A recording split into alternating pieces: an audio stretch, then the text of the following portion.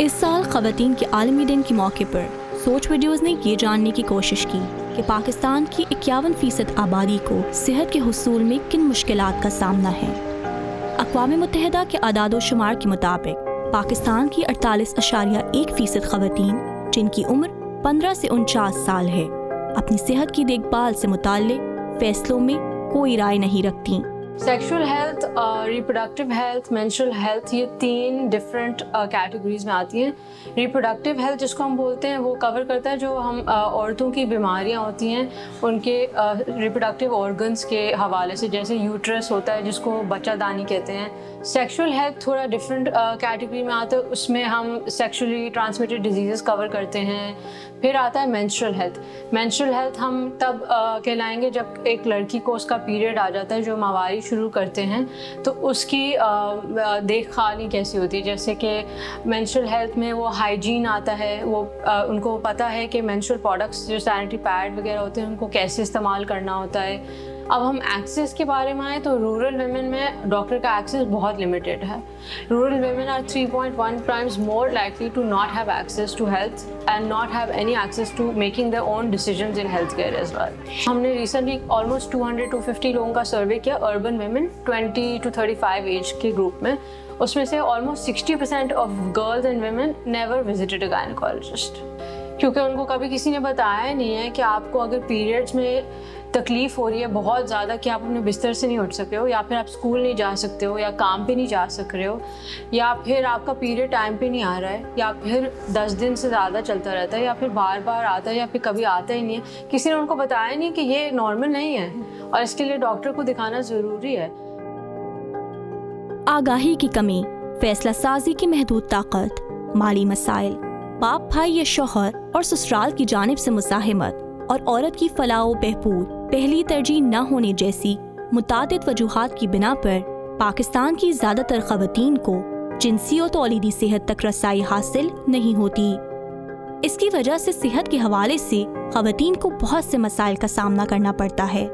ماہواری کے مسائل، جنسی طور پر منتقل ہونے والی بیماریاں، غیر ارادی حمل، حمل کی پیچیدگیاں اور اسقاط حمل۔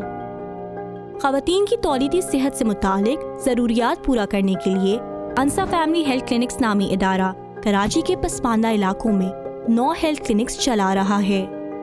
تاہم پاکستان کے سب سے زیادہ آبادی والے شہر کی ضروریات پورا کرنے کے لیے یہ ناکافی ہے۔ انسا ہیلتھ کلینکس کے بارے میں مزید جاننے کے لیے ہم نے ڈاکٹر فوزیہ سے بات کی۔ ہم لوگ جو سروسز دیتے ہیں ہمارا مین مقصد ہوتا ہے عورت کی صحت کے حوالے سے، ان کی ریپروڈکٹیو ہیلتھ کے حوالے سے۔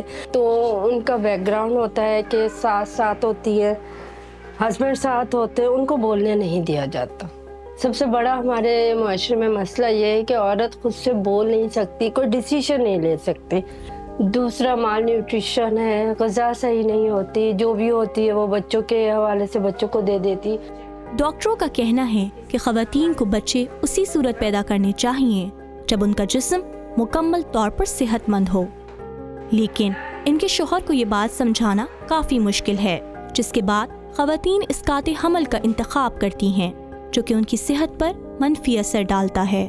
اگر ایک عورت ایک ابارشن کرواتی ہے، سمجھے اس نے 10 بچے پیدا کیے، اگر وہ ہر دوسرے یا تیسرے مہینے میں ابارشن کروائے گی تو یہ اس کی صحت خراب ہو گیا۔ اور وہ واقعی کل جب آئی تھی کلائنٹ تو اس کی حالت ایسی تھی کہ وہ بات کرنے میں بھی وہ بالکل ویک محسوس ہو رہی تھی۔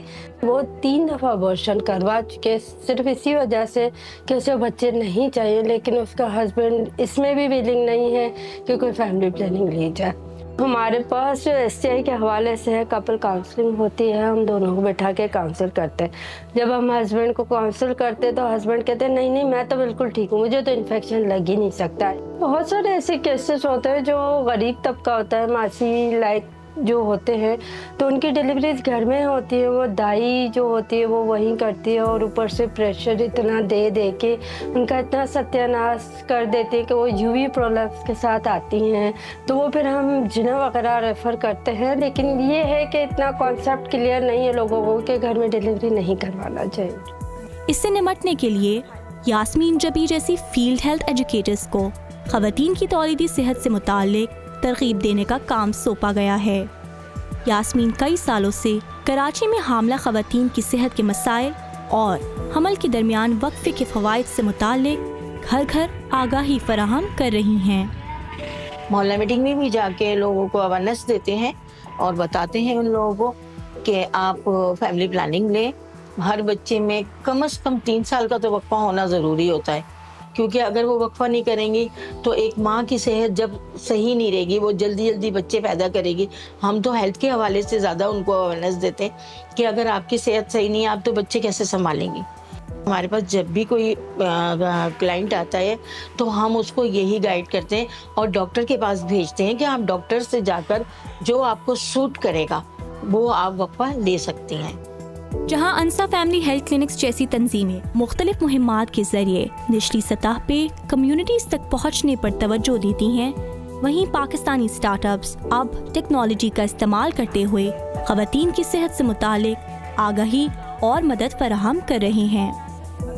2022 میں ماہنور نے پیریڈ اور پریگنینسی ٹریک کرنے کے لیے خیر کے نام سے ایک ایپ لانچ کی جو گوگل پلے اسٹور پر موجود ہے اور اب تک 1000 سے زائد افراد اس کو ڈاؤن لوڈ کر چکے ہیں۔ ٹیم سوچ نے خیر ایپ کے بارے میں مزید جاننے کے لیے اس کی فاؤنڈر ماہنور سے بات کی۔ Female smartphone penetration is really increasing.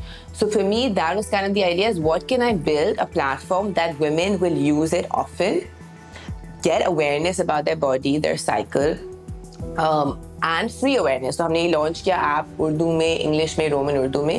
ہم چاہ رہے ہیں کہ ہر پاکستانی گھر میں عورتوں کو یہ اویئرنیس اپنے فون پہ ہے۔ خیر میں آپ اپنا ایوری منتھ پیریڈ ٹریکر کے تھرو ڈیٹس ڈالیں، اپنا پیریڈ ٹریک کریں تو آپ کو پتہ ہے آپ پیریڈ ٹریک کریں گے تو آپ کے کیا ریگولیرٹیز ہیں، irregularities پیریڈ میں ہیں، وہ ہمیں پتہ چل جائے گا۔ Secondly with that period tracker کے بعد one thing that we notice in Pakistan, ایک تو اگر آپ پریویلیجڈ ہو یا نا پریویلیجڈ ہو، accessing pads is difficult because of taboos and اسٹگماز۔